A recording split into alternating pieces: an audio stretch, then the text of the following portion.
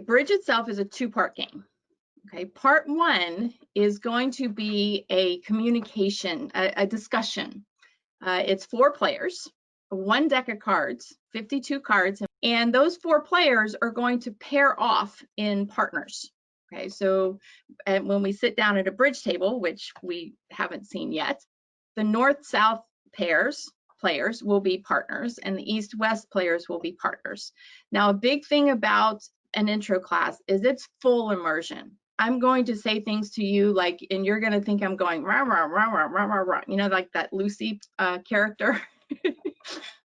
But eventually, the full immersion will come along and it will make a little bit more sense. It's it's a challenge teaching intro because of the vocabulary. There's a massive number of new words, new vocabulary that we're going to build on each week. And to speak about vocabulary word number 1, I have to use vocabulary number 2, which we don't know yet. So just sit back, enjoy.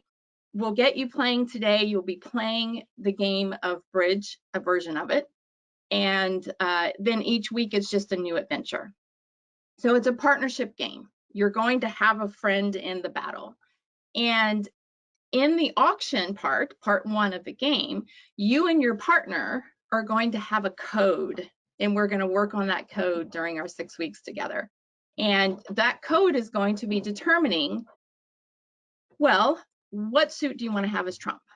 Okay, so if some of you have ever played the games of spades or hearts, a trump taking game, in those games, there's one specific trump. In bridge, we have 5 game choices. 5 game choices on every bridge hand. One of the 4 suits, so clubs could be trump, diamonds could be trump, hearts could be trump, spades could be trump. And then we have a game we call no trump, where high card takes the trick. Okay, so 5 games in one. I like to call this the spade game on steroids because you can have all 4 suits as your trump suit. And then a 5th game called no trump, which is high card takes the trick.